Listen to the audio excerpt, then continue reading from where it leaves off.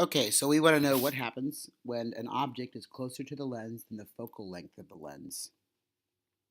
So in this case, let's do a problem where we have maybe a 16 centimeter converging lens, and we'll place a candle in front of it, but we'll have it 10 centimeters from the lens. So it's closer to the lens than the focal length. And we want to know what happens to the image, where does it form? And so we'll start by drawing our optical axis in our lens. Um, we have a focal length of 16 centimeters and a distance to the object of 10 centimeters. So a scale that is useful will be that in the horizontal direction, one block is 2 centimeters, and the vertical direction, one block is 1 centimeter. It takes a little bit of experience to figure out the scale. Sometimes you get it wrong, you got to erase and try again, but it's not too bad. Based on the scale, we can draw an object at 10 centimeters, which is 5 blocks from the lens, and our focal lengths, of course, are at 16 centimeters, which is 8 blocks on either side of the lens. We're going to trace a couple of primary rays. There's lots of light rays, but the ones we're looking at are called the principal rays. So one ray goes parallel, and if it goes parallel, it gets bent through the focal point, so there it goes. Another one that's easy to do is the one that goes through the center of the lens. If it goes through the center of the lens, it's not refracted, it continues to go.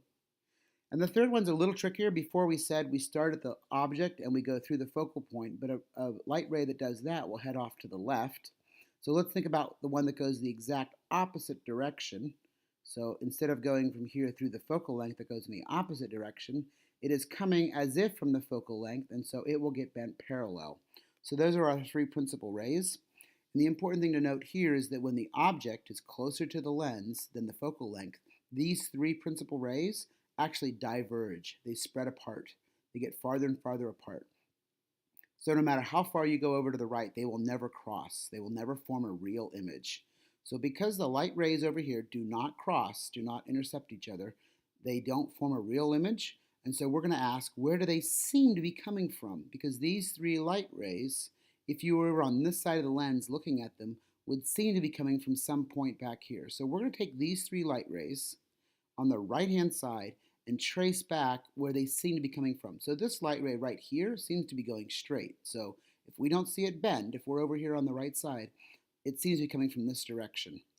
Likewise, this one over here can be traced back. So all you're going to do is line your ruler up on this line right here and trace it back. And we always use a dotted line because there's no light rays actually following these paths. They just are what appears to be happening. And then finally line one up on this line, trace it back, and it appears that all of these light rays are coming from a point that is back here on the left-hand side. So we can't see the light rays get bent. We just see three light rays diverging. We ask, where do they seem to be diverging from? Here's the point of apparent origin. And so we call that a virtual image. So we are going to draw a dotted arrow there to show that it's an image, but it's not a real image, it's virtual. It seems to be there. It seems like the light is coming from this point, but it's not actually coming from this point. We can then use our scale to figure out how far away this is. This turns out to be 13, almost 14 blocks, so it's about 26 centimeters. And the height of it is 1, 2, 3, 4, 5 and a bit centimeters. So I'm going to say the height of my image is 5.3 centimeters, and the distance of my image is just a little over 26.6, 26.7 centimeters.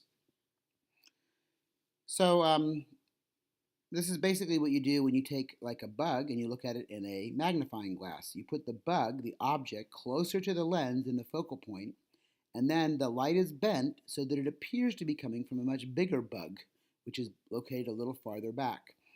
The light is not coming from a bigger bug, it's just bent so that it appears to be, and we call that a virtual image. The important thing is you cannot project a virtual image. We can solve this problem algebraically, just like we've done before. We can solve our lens maker's equation for the distance to the image. When you do that, the important thing to note here is that if you're careful, 1/16 minus 1/10 is actually a negative number, and so you get negative 26.7 centimeters.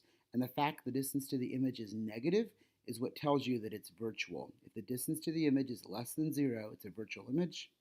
The magnification is negative the distance to the image over the distance to the object. So this negative cancels that negative, and you actually get a positive magnification, which tells you the image is upright. And you can find that magnification. Once you find the magnification, you can use it to find the height of the image. So those, by and large, agree with our solution here, we have an upright virtual image which is located about 26.5 centimeters from the lens. So a couple notes about virtual images. When the object is located at a distance that is closer to the focal length than the focal length, the image is not real because the light rays don't converge. We call the apparent point of origin of those light rays the virtual image. It's where they seem to be coming from. The distance to the image will be negative and the magnification will be positive when you have a virtual image. And you can only see virtual images by looking at the light rays into the lens. You cannot project them or view them on a screen. So you're going to solve two problems, I think, that involve objects which are closer to the lens than the focal length, and you'll have to follow this process of